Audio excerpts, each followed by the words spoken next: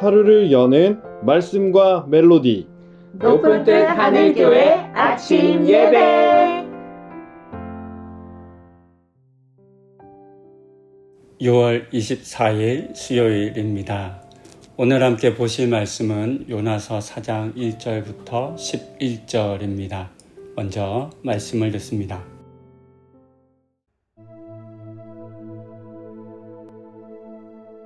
요나가 매우 싫어하고 성내며 여호와께 기도하여 이르되, 여호와여, 내가 고국에 있을 때 이러하겠다고 말씀하지 아니하였나이까?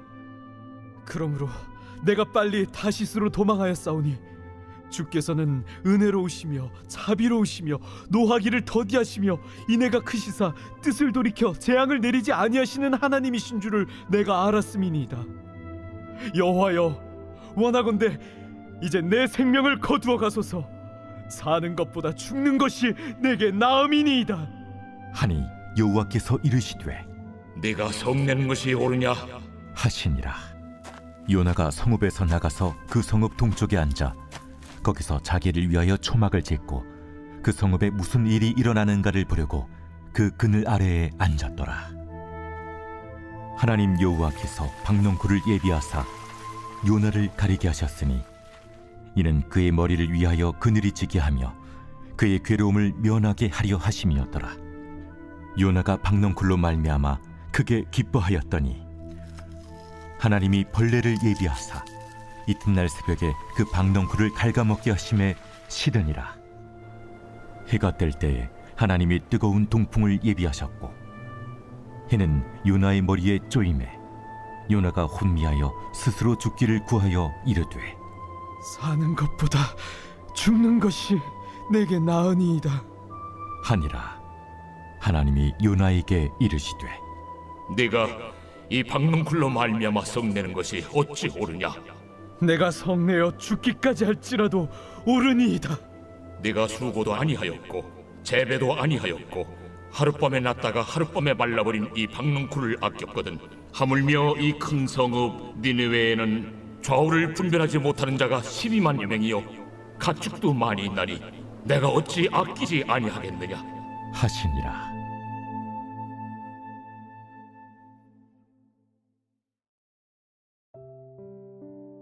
사장에는 요나가 예상했던 것처럼 니느웨 백성들을 용서하신 하나님의 모습과 그들을 사랑하신 내용을 보여줍니다. 그러자 요나는 내가 이럴 줄 알았다라고 말하며 하나님께 크게 화를 내었습니다. 심지어 자신의 생명을 거두어 가시라고 사는 것보다 차라리 죽는 것이 더 낫겠다라고 하는 일종의 망발 같은 말도 했습니다. 이런 요나에게 왜 그들을 용서하셨는지에 대한 이유를 박농쿨의 사건을 통해서 가르치시는 내용이 오늘의 본문 내용입니다. 하나님께서는 사소한 사건 하나를 통해서 요나의 환한 마음의 실체의 모습을 보여주셨습니다. 그것은 박농쿨 사건입니다. 본문에 기록된 것처럼 요나는 성의 동쪽에 초막을 지었습니다.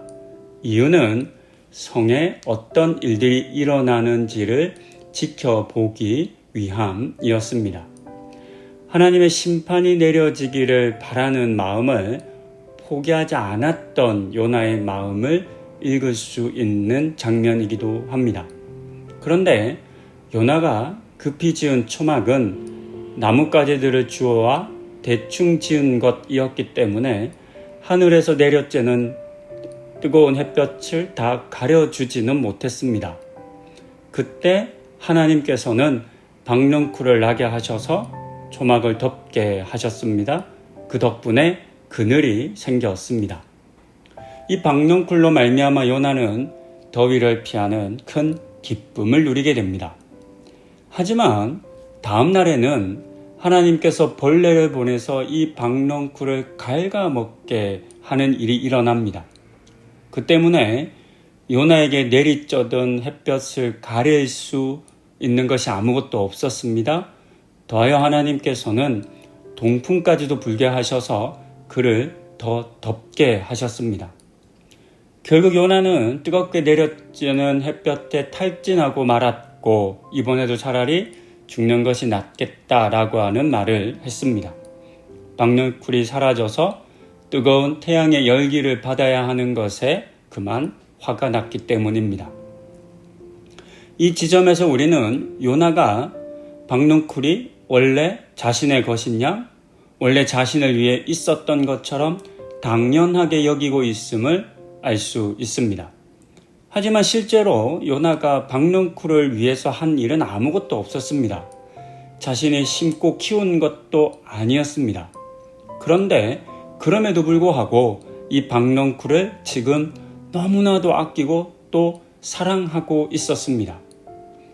박넝쿨을 위해서 한 것이 아무것도 없었고 심지어 자신의 것도 아니었음에도 불구하고 그것을 아끼는 마음을 가지게 되었고 그 때문에 박넝쿨이 이렇게 죽는 것을 안타깝게 여기게 되었습니다.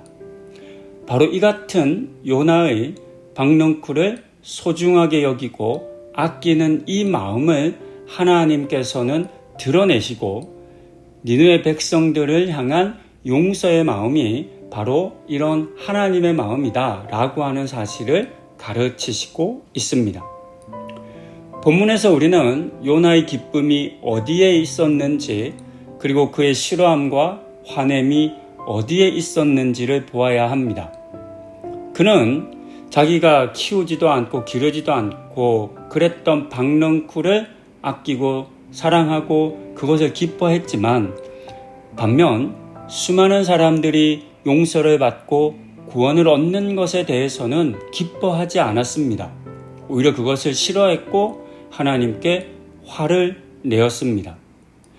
이처럼 선지자 요나는 자신에게 유익을 주는 것에 대해서는 크게 기뻐했지만 수많은 영혼들이 구원을 얻는 큰 하나님의 은혜에 대해서는 오히려 싫어하고 말았습니다. 이 같은 요나의 모습을 우리는 이해하지 못할 수도 있습니다. 아니 어떻게 그럴 수 있어? 라고 오늘 이 본문을 읽으면서 요나를 비난할 수도 있습니다. 하지만 이 같은 요나의 모습은 사실 평소 우리의 모습과도 크게 다르지 않을 수 있습니다.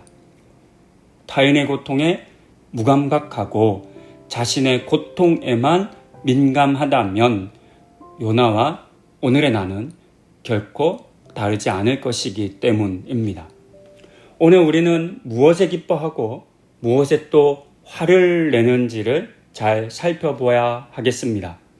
하나님께서 아끼고 사랑하는 이들에 대한 안타까운 마음과 그들을 구하고자 하는 그런 마음이 나에게 있는지 아니면 나에게 유익이 되었던 것 또는 나를 위한 것이 사라지는 것에 대한 분노와 화가 있는지를 우리도 잘 살펴보아야 하겠습니다.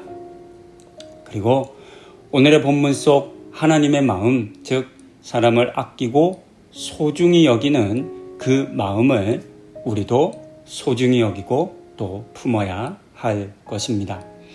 그와 같은 마음을 품는 우리 모두가 되기를 소망합니다. 기도하시겠습니다.